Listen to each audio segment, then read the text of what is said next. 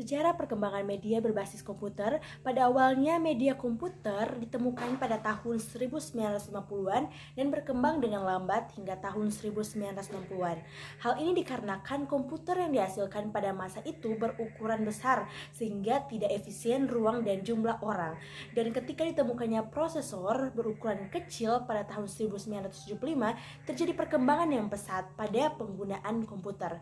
Nah, teknologi yang paling tua yang dimanfaatkan dalam proses belajar adalah percetakan yang bekerja atas dasar prinsip mekanis. Kemudian teknologi audiovisual yang menggabungkan penemuan mekanik dan elektronik untuk tujuan pengajaran.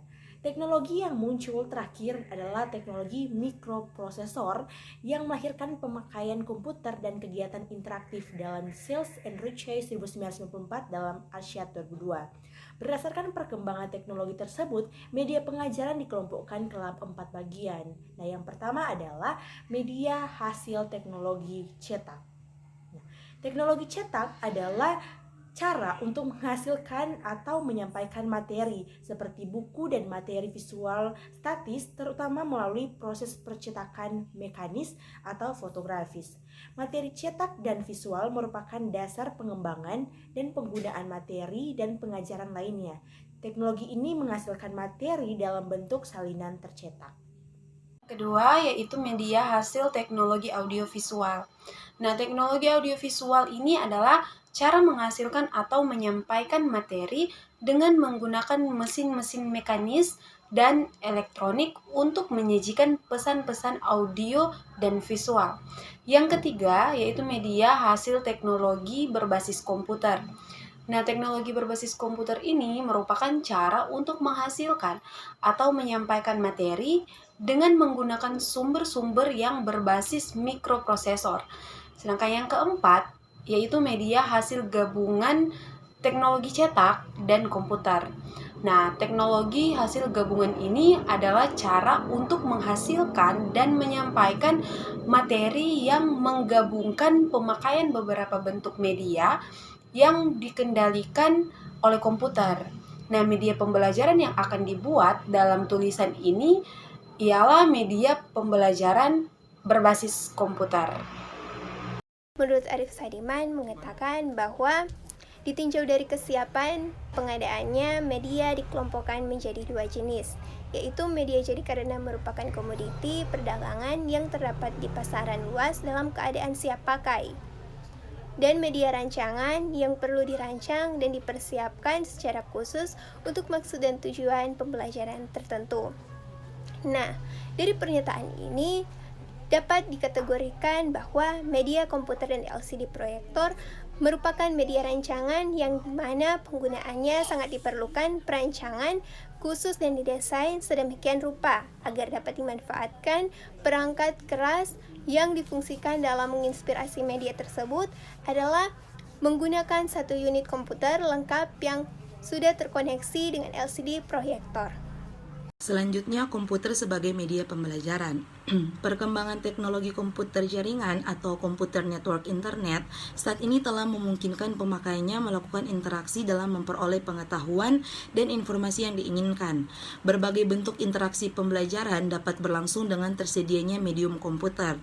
Beberapa lembaga pendidikan jarak jauh di sejumlah negara yang telah maju memanfaatkan medium ini sebagai sarana interaksi. Pemanfaatan ini didasarkan pada kemampuan yang dimiliki oleh komputer dalam memberikan umpan balik atau feedback yang segera kepada pemakainya. Contoh penggunaan internet ini digunakan oleh universitas terbuka dalam penyelenggaraan universitas terbuka jarak jauh.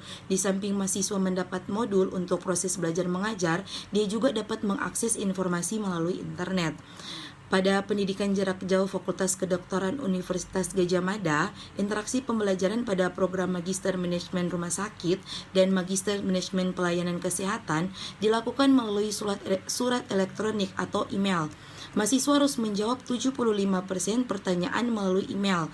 Contoh lainnya, pemanfaatan jaringan komputer dilakukan oleh Universitas Indonesia sejak tahun 1994. Kelebihan komputer. Komputer memungkinkan mahasiswa belajar sesuai dengan kemampuan dan kecepatannya dalam memahami pengetahuan dan informasi yang ditayangkan. Penggunaan komputer dalam proses belajar membuat mahasiswa dapat melakukan kontrol terhadap aktivitas belajarnya. Penggunaan komputer dalam lembaga pendidikan jarak jauh memberikan keleluasaan terhadap mahasiswa untuk menentukan kecepatan belajar dan memilih urutan kegiatan belajar sesuai dengan kebutuhan. Kemampuan komputer untuk menayangkan kembali informasi yang diperlukan oleh pemakainya, yang diistilahkan dengan kesabaran komputer, dapat membantu mahasiswa yang memiliki kecepatan belajar lambat. Dengan kata lain, komputer dapat menciptakan iklim belajar yang efektif bagi mahasiswa yang lambat, tetapi juga dapat memacu efektivitas belajar bagi mahasiswa yang lebih cepat. Di samping itu, komputer dapat diprogram agar mampu memberikan umpan balik terhadap hasil belajar dan memberikan pengukuhan terhadap prestasi belajar mahasiswa. Dengan kemampuan komputer untuk merekam hasil belajar pemakainya, komputer dapat diprogram untuk memeriksa dan memberikan skor hasil belajar secara otomatis.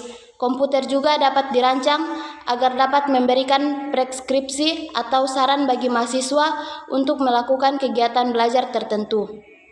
Kekurangan komputer. Kekurangan komputer pertama adalah tingginya biaya pengadaan dan pengembangan program komputer, terutama yang dirancang khusus untuk maksud pembelajaran. Di samping itu, pengadaan, pemeliharaan, dan perawatan komputer yang meliputi perangkat keras dan perangkat lunak memerlukan biaya yang relatif tinggi. Oleh karena itu, pertimbangan biaya dan manfaat perlu dilakukan sebelum memutuskan untuk menggunakan komputer untuk keperluan pendidikan.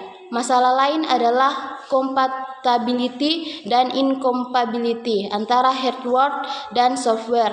Penggunaan sebuah program komputer biasanya memerlukan perangkat keras dengan spesifikasi yang sesuai. Perangkat lunak sebuah komputer seringkali tidak dapat digunakan pada komputer yang spesifikasinya tidak sama. Teknologi jaringan komputer atau internet memberi manfaat bagi pemakainya untuk melakukan komunikasi secara langsung dengan pemakai lainnya. Hal ini dimungkinkan dengan diciptakannya sebuah alat bernama modem. Jaringan komputer atau internet memberi kemungkinan bagi pesertanya untuk melakukan komunikasi tertulis dan saling bertukar pikiran tentang kegiatan belajar yang mereka lakukan. Penggunaan komputer sebagai media pengajaran pada umumnya mengikuti proses instruksional sebagai berikut.